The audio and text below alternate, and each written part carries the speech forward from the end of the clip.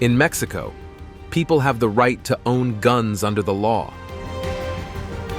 While that seems quite common in modern times, what's actually interesting is that the most powerful group with guns isn't the army, the police, or even a cult of wealthy civilians who love firearm collections. It's the Mexican cartels who own guns that can perfectly execute wide-range shootings of nearly 6,000 bullets in a minute. So how do these gangs get their hands on military-grade guns? One answer: the United States. Government report questions the effectiveness of billions of U.S. dollars aimed at stopping drug and gun trafficking between the U.S. and Mexico. The U.S. is a major business partner with these drug bosses because of failed missions and crooked deals. But why do they still maintain these illegal partnerships? Texas isn't the only place where these guns come from. Take a look at this low-resolution map. In this detailed video, we will reveal everything about this illegal trade that's causing Mexican streets to be filled with violence using guns that are made in USA. Body. The fights between Mexican cops and drug dealers are starting to look more and more like wars between regular armies. There have been some really shocking situations where drug dealers have badly hurt law enforcement by shooting down helicopters or destroying patrols using dangerous weapons like the Barrett M82.50 caliber rifle or the powerful M134 minigun, which is the machine gun with the highest rate of fire in the world. Keep watching, because much later in this video, you'll be in on the very scary history of this weapon. The fact that groups like the Jalisco New Generation Cartel, United Cartels, or the Sinaloa Cartel have access to such destructive firepower not only means danger for police officers, but also suggests a shady business coming from up north. According to information from the U.S. Department of Justice from 2006 to 2011, approximately 94,000 firearms belonging to Mexican cartels were confiscated. Out of that high number, 64,000 or 70% were traced back to the United States. It seems like a lot of them were transported from the U.S. across the Rio Grande River. The process is quite simple. Handguns, rifles, pistols, and semi-automatic rifles are bought directly from American gun shops, often with very few checks or requirements. Once a large number of weapons is acquired, buyers sneak them across the over 3,000 kilometers of border between Mexico and the United States. If this seems terribly strange or wrong to you, brace yourself, because there's much more to it than meets the eye. In the early years of the 21st century, violence linked to Mexican drug cartels began to seriously affect the United States, especially in states along the border where there were brutal shootings and even the killings of several police officers. This made the DEA and ATF launch several secret operations aimed at capturing the leaders of these drug organizations and possibly disrupting their cocaine trafficking routes. Between 2003 and 2008, many gun stores in Texas reported suspicious customers buying large quantities of Kalashnikov-style rifles and AR-15s, which are the preferred weapons of narco hitmen. Instead of raising red flags, this gave authorities an idea that seemed very possible. What if the United States intentionally introduced military-grade weapons into Mexico, and then tracked those weapons to catch the people using them? This actually makes a lot of sense, especially with the popular fact that the U.S. usually makes gestures and offers with big ulterior motives. This issue of the U.S. possible ulterior motive arose because Mexican authorities forgot to tell Mexican security forces to help watch over their own land in the first place. The ATF's first failed mission, Operation Open Receiver, then happened from 2006 to 2007. In this operation, a seller in Arizona sold about 450 weapons to anonymous people. Among these weapons were AR-15 rifles, semi-automatic galactic rifles, Glock pistols, and .38 caliber Colt revolvers. Sadly, most of these weapons went missing once the buyers crossed the border into Mexico. Shockingly, this wasn't the end of it. From 2009 to 2011, the same mistake happened again in Operation Fast and Furious. During this operation, they allowed the controlled sale of over 600 weapons of different types and sizes.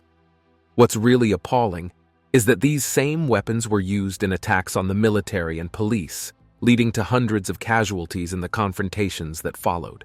Usually, cartels can keep going without relying on help from the North American government by going back to the methods we already talked about.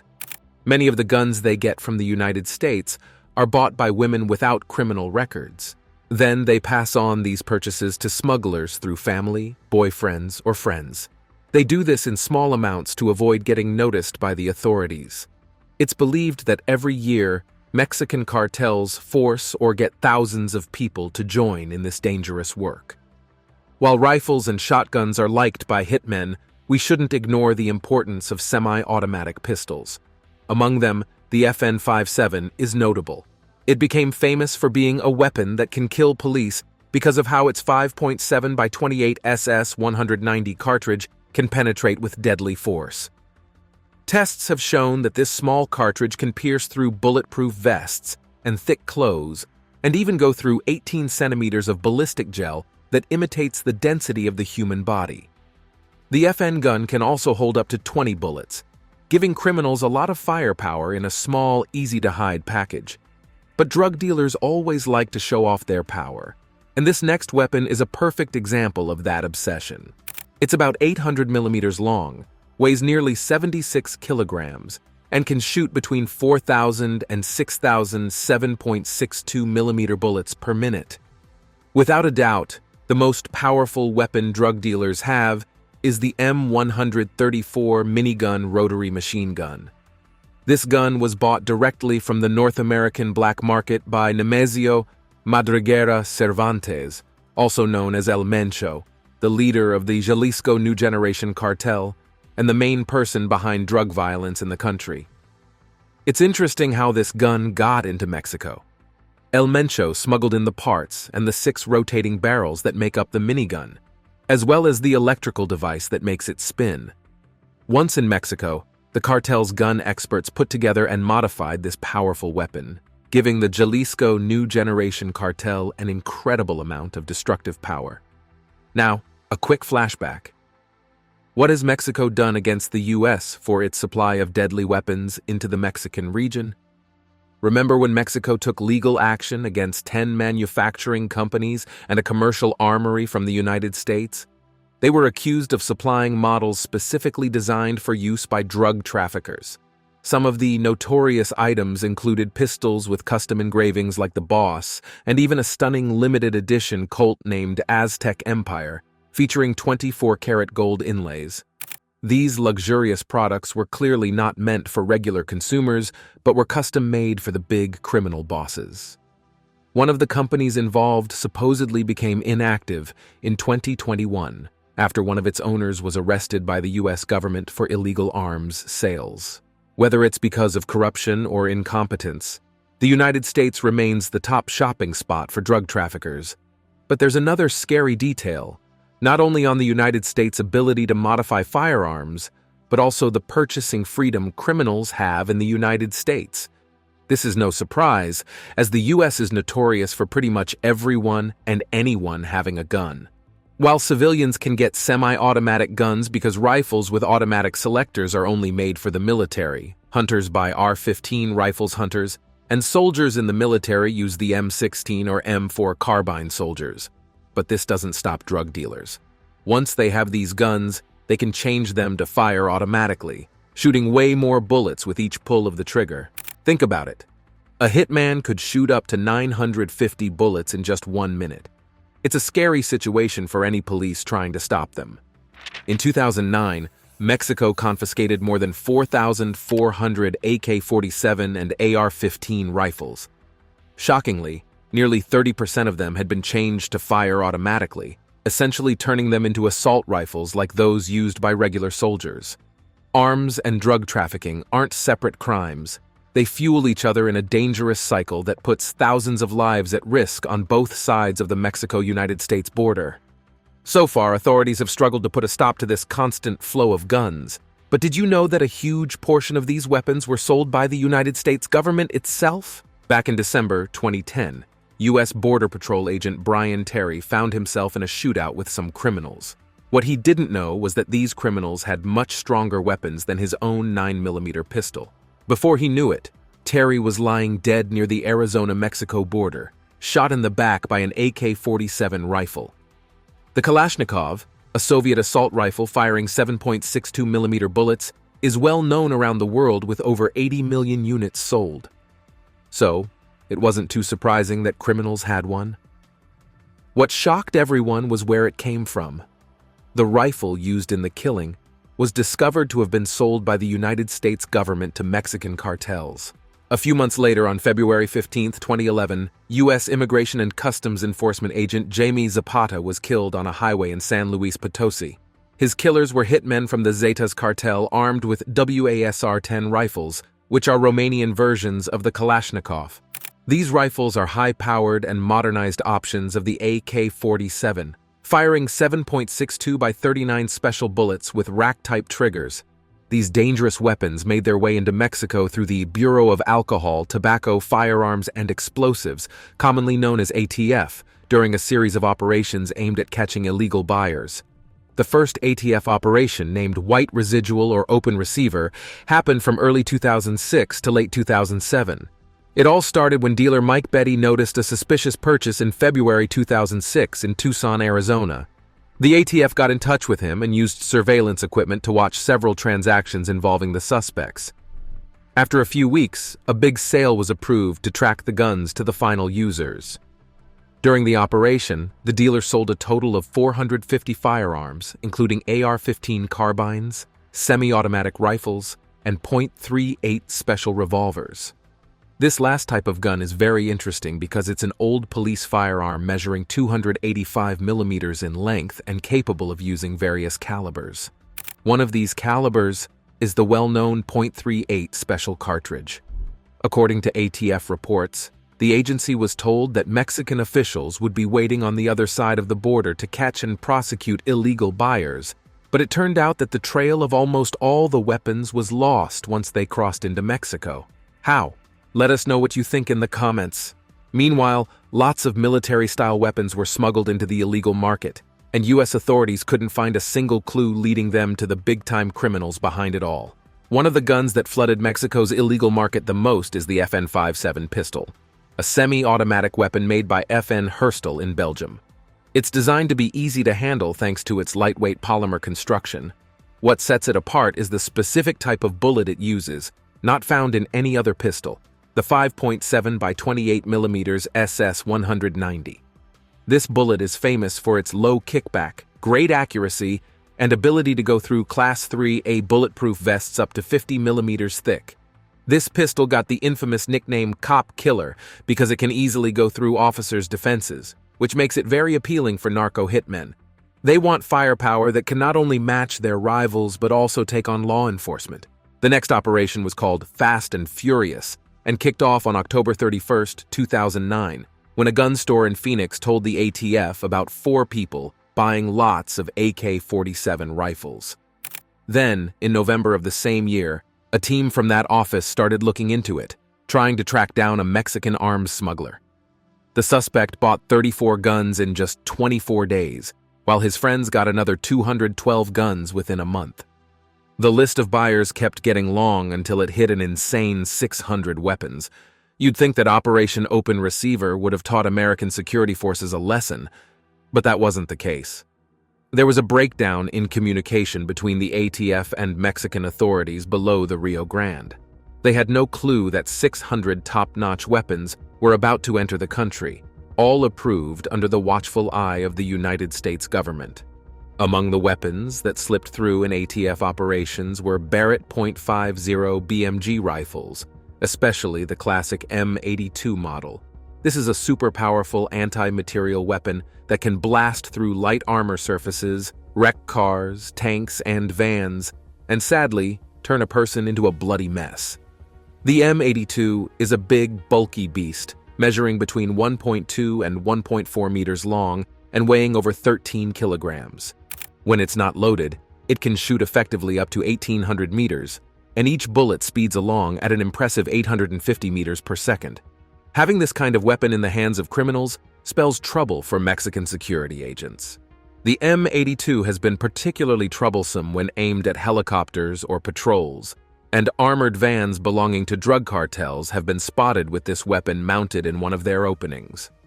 Operation Fast and Furious ran until 2011, with lots more sales happening to trace the users until they reached the drug lords. The ATF allowed 2,500 guns to be bought illegally and taken to Mexico, where heavily armed drug groups are fighting each other, and authorities for control of the streets. This big event in the history of security relations between the two countries showed how vulnerable they are in controlling the sale and spread of weapons and the consequences it can bring for both Mexican and American society. While some arrests were made because of ATF operations, none of them were high profile. Many shootings involving guns sold by the U.S. government have happened since Fast and Furious started. On November 23, 2012, 2 AK-47 rifles and an FN-57 pistol, which were connected to the ATF, were discovered at the site of a gun battle between members of the Sinaloa cartel and the Mexican army, resulting in 5 deaths. The failed efforts to stop the flow of illegal weapons into Mexico show how tough it is to fight against drug cartels, even for the most skilled U.S. agencies. Trust me, you can't begin to imagine the harm caused by these 2,500 firearms, and the worst part is that they were part of the equipment used by drug lords in their battles for control over Mexico's streets. Next, let's take a closer look at some of the most deadly and powerful weapons associated with this dark trade, ranging from custom-made golden pistols to massive war rifles believed to be exclusive to the world's top armies. Stay with us to discover the top 5 of these weapons that Mexican drug traffickers smuggle from the United States. What were these weapons? And who was the reason the Mexican drug traffickers kept getting them? While he was in charge, ex-Secretary of Foreign Affairs Marcelo Ebrard talked about suing weapons makers in the United States. He even called out specific areas in the U.S. that make it easy for hired killers to buy guns. The link between criminal violence and the smuggling of guns is so serious that the Mexican government made a list of guns that can't be sold freely. You should know that in Mexico, people have the right to own guns according to the Constitution, but the Ministry of Defense controls how guns are sold and spread. To begin with, the top 5 is the first on the list, called Colt. This impressive pistol lives up to its name, carrying an air of grandeur and excess often associated with big-time drug lords. Colts are some of the most popular and successful 9mm semi-automatic pistols worldwide, but the Jefe stands out on its own. It's a .38 caliber gun that can't be bought in Mexico because it's banned, making it even more desirable for criminal leaders. Just one look tells you it's not just a weapon. It's a finely crafted work of art with symbols and details inspired by the Aztec culture, linking the empire to the criminal empires ruling Mexico's streets today. When we say it's like jewelry, we mean it. It can cost between $2,000 and $4,000, with some parts covered in gold or precious stones depending on what the buyer wants. If you're curious about where this fancy model comes from, it was actually part of a special edition of 500 copies made and sold starting from the 1990s. It was so popular that they started making them by request afterward, but at an even higher price. Among the guns in this collection, there are ones named El Presidente, El Comandante, or El Jefe de Jefes, with emblems featuring the Mexican eagle and the sun calendar. In investigations by the Mexican government, it was found that most of the over 2,000 guns recovered in Mexico between 2006 and 2018 were Colts. El Jefe symbolizes power and status, attracting gangsters worldwide, but compared to the next gun on the list, the Barrett M82, it's honestly like child's play. You can't miss the booming noise of the Barrett .50 caliber rifle. Just hearing those 12.7 by 99mm NATO cartridges being shot at over 850 meters per second is enough to recognize it. The M82's ballistic abilities make it one of the most successful and powerful anti-material weapons globally, which is really concerning when we realize that the drug cartels got their hands on these guns quite some time ago. Barrett's rifles show up often in both arms seizures and shootouts between police and the most dangerous cartel hitmen. The .50 caliber Barrett is known as the most powerful rifle in the world. It can pierce through armored structures, concrete, and even take down aircraft, just like what happened on September 6, 2016, in Michoacán when members of organized crime shot down a police helicopter. Yes, you heard that right. Not even aircraft are safe from narco violence. But wait, there's more. Some M82 rifles were involved in the Culiacanazo, the chaos that erupted after the arrest of Ovidio Guzman, son of the famous Chapo Guzman. That day, members of the Sinaloa cartel hit the streets and unleashed gunfire with their most powerful weapons, including these ruthless anti-material rifles, which they used to demolish police cars and government buildings. But the arsenal of these criminals isn't just made up of American guns. It includes the Steyr AUG, which is one of the most well-known assault rifle designs globally, partly because of its iconic design that changed the history of military weapons forever. Usually linked with special forces and elite commandos, the flagship product of the Austrian company is famous for being used by highly trained units that rely on only the best and most advanced weapons. That impression is about to change as it's been confirmed that Mexican hitmen also have these assault rifles. It's just a matter of time before we see the devastating impact it'll have on the ongoing battle between crime and law enforcement. Till today, no one knows how the cartels got their hands on these firearms. Some of them come from Europe and were traded for fentanyl, the popular drug that runs the market today. Then there was the one that happened just a few years ago. In December 2022, a member of the Sinaloa cartel made a trip all the way to Vienna, Austria, to get rifles, grenades, and handguns. They paid partly in cash and partly with the synthetic opioid that's been causing a huge health crisis in the United States. Another big chunk of the narco state's supply comes from the border north of the Rio Grande, from American armories that don't think twice about trading with shady buyers. The Steyr AUG is a deadly and compact tool, just 790 millimeters long, but with a range of 300 meters and a rate of fire of 680 to 850 rounds per minute. These features show just how much hitmen value tactical weapons. And this is also proven by the popularity of the attack rifle we'll talk about next, the XM-15 Bushmaster.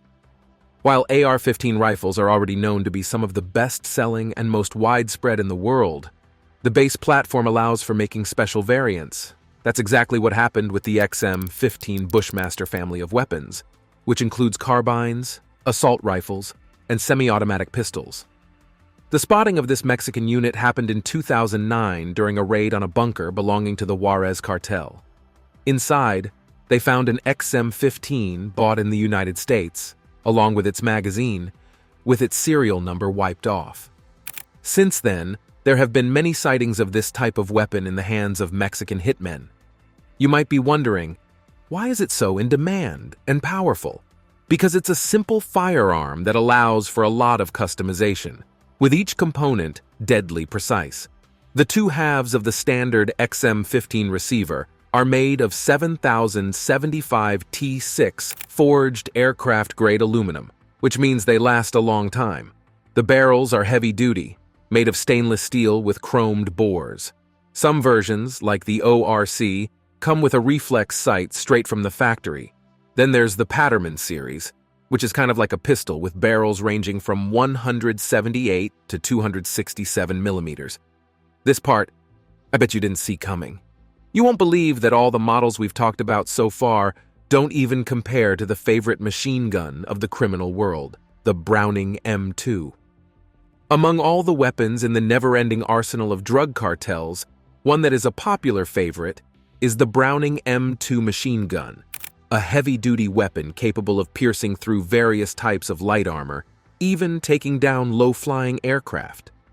This gives hitmen a wide range of violence, as they now have the firepower needed to shoot down helicopters from security forces. Despite still being in use for many years, the M2 remains a dependable and sturdy weapon, measuring over 1.6 meters long and weighing 38 kilograms. To make the most of its capabilities, including its firing rate of up to 1,200 rounds per minute, cartel soldiers often mount the M2 on the back of trucks. In a video that had surfaced online, recorded by locals, we can see one of these vehicles armed with a Browning machine gun. The footage was taken during the Culiacanazo of 2019, but resembles scenes from a war zone. That's why we think that cartel soldiers have nothing to envy from the ensemble of ammunition of a regular army. The point is, these impressive weapons wouldn't end up in the hands of hitmen if it weren't for the million-dollar illegal trafficking routes. Every day, these and thousands of other weapons cross the US-Mexico border, making the planet's most dangerous criminals even stronger. At this point, we can only wonder what mass destruction will happen next. Do you think there will ever be an end to the illegal firearm partnership between the US and Mexican cartels? Let us know in the comments. If you enjoyed this video, hit the like button and share it with your friends. Don't forget to subscribe to our channel for more content like this.